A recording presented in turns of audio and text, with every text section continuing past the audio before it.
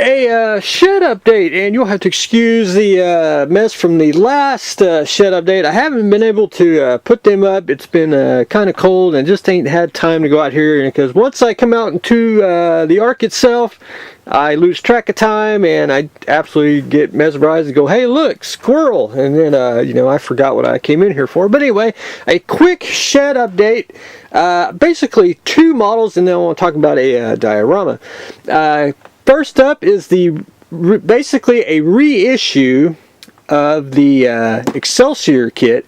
This is from Polar Lights. I know they say AMT, but this is the 50th anniversary one. This one where you get the optional parts. You get the you can make the NX or the NCC, which they're both different if you know your Star Trek ships. Built ups by James Small from the Small Artworks. I know that right off the back. I know he does a lot of their build up models. But anyway, basically the NX and the NCC version is basically the bridge domes are different, and I think there's something else I don't know off the top of my head, but that's one of the that and the God, what's it called? Not the deflector dish. I got that in my head. The little round thing here, that's basically different from the standard one. But anyway, I wanted it. Two reasons. One, I don't have this because you get the parts and you get all the Aztec decals, I think. Nope, you don't get the decals, but or do you? No, I doubt it. Hop in it, register. Nope.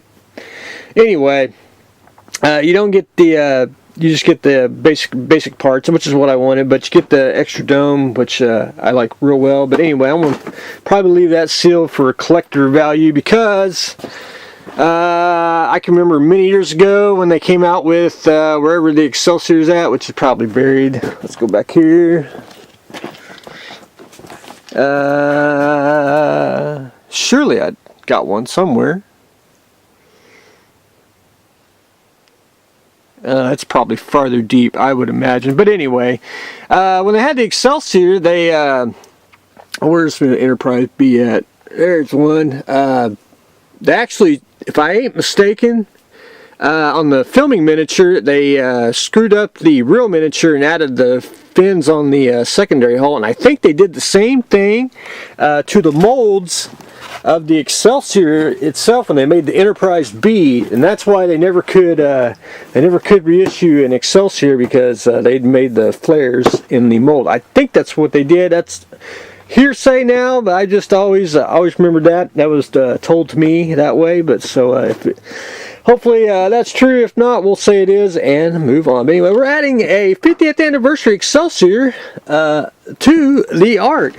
And up next is a 1/144 scale Revell Space Shuttle. Now, however, I wanted this kit for a couple of reasons. One, I have lots of shuttles. I mean, it's pretty much, they're all basically the same. You got the aeronautic one, Monogram's got one, I don't know, it's probably an old Revell kit that they reissued somewhere. Where's my space shuttle section here? That one, they got the big one, more boosters, I try to get shuttle kits that have, like, this is the Enterprise, gotta have that one. Discovery, I want to say I got one that's Challenger, I think. If not, I probably either bought a shuttle and used like the extra decal sheet to make the Challenger. But anyway, wanted this kit, and it was cheap too. It was like, about $15, which is, I think, a great price for the size of the model, which I think is perfect size for a shuttle kit. But I wanted it because it was the Atlantis, and this was the last shuttle that they went into space, and that was one of the reasons why I wanted it. Plus, I always use Atlantis for a lot of Battlestar stuff. But anyway, that's another other issue. But anyway, I wanted to do I wanted to build a model. I don't get to build a whole lot of models for myself.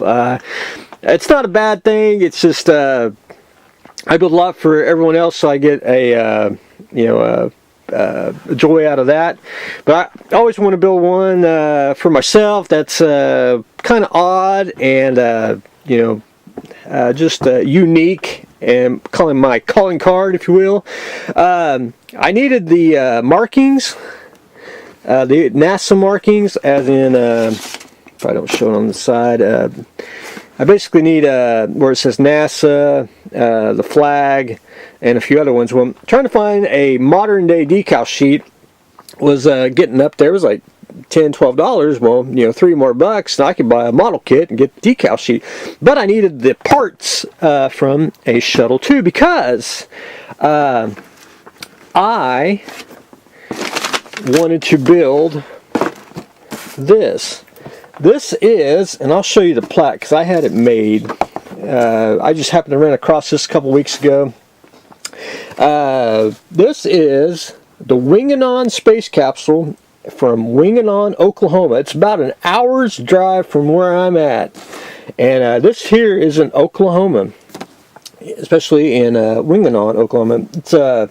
It's a town in between towns, and if you drive right past it, you probably blink and wouldn't see it. But anyway, this is not a space capsule. This was actually a cement mixer in this cement mixer is a 1959 Chevrolet cement mixer. There's a lake that's around here, and it actually they were building a bridge in the 60s for it. Well, the cement truck was cruising down this road, and I guess it flipped over on its side. Truck came by to come pick it up, and they couldn't lift they couldn't tow the truck back because it was full of cement and it was kind of hardened at that time. So what they did is they dropped the mixer, towed the truck off, and they left the mixer, and it's been there ever since the 60s. So shoot forward in time, two people, they took the mixer here. You can see where it's been painted different ways. About a couple years ago, they decided to paint it as a space capsule from NASA, and they added some extra parts to it. I thought, man, I didn't even know this existed here in my home state. So immediately I had to build it. And I'll tell you now, you cannot find a model kit. Well, I take that back. You can. There is a model kit of a mixer in 1/25th scale. It's actually I don't remember exactly, but it's not that.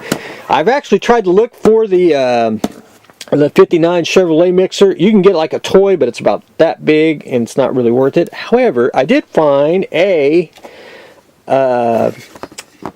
cement mixer in 32nd scale. That's pretty much a modern day one, but it's real close in shape. It's not exact, but it's close enough, and that's what I wanted. I didn't want to go too bare bone exact here, is because this is so out there. I mean, you cannot if you had an exact, it'd be pretty cool, but you don't have to, since it's just so out there. I mean, not many people know that this even exists. So what I did is I took the cement mixer, I chopped it down, I added some styrene back here. I had to take which I had to go get another kit. Hobby store had to order me one, so I should get it in a couple days. I got to add another rocket because it does have 4 rockets that they added. I got to add some wires and all that. It's got a little viewport. I don't know if that's actually on the mixer itself or they added. I think they added it. I don't really see it. It's not a picture of it on the other side during construction of it. But anyway, I think it's just cool. Anyway, I added a little booster that's on there like that. I want to take some styrene round bits, and I'll just add all that. But I needed the decals to make all the markings on here. It's close enough, my version, which makes it just a little bit more realistic, and trying to get the basically I just want the attention of it. That's where it's from. But anyway, I wanted to put it on a base, and I didn't want to go too elaborate, and I'm pretty much on the 3x3 bases when I do vignettes.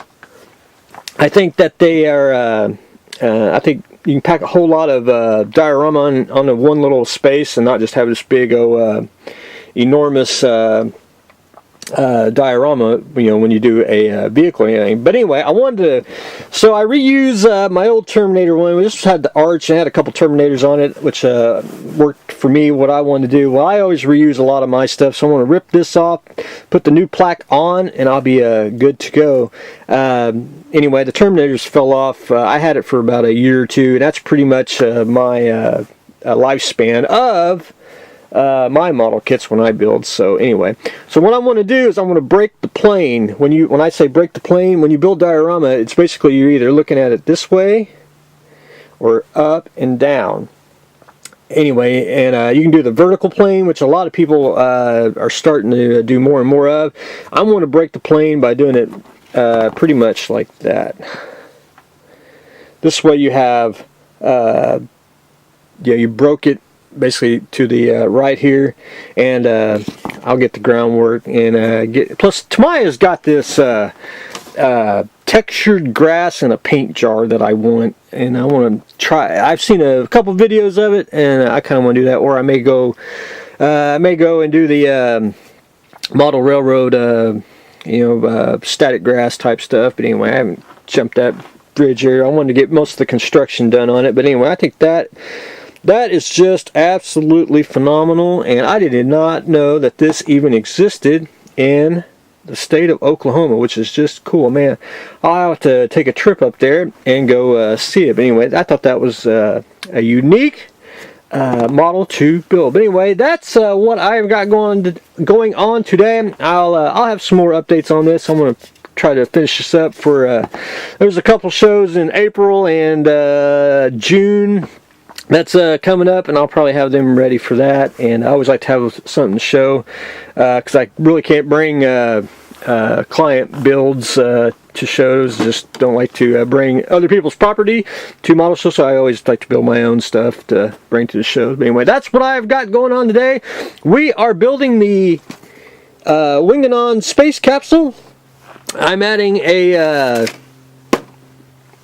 Space Shuttle Atlantis, which I'll have another one, which I'll have two, and I do have parts to fix the one I robbed because I wanted to use the newer one. But anyway, and we are adding the 50th anniversary Excelsior kit to the Ark. So that's what I got going on today. So stay tuned for the next exciting episode.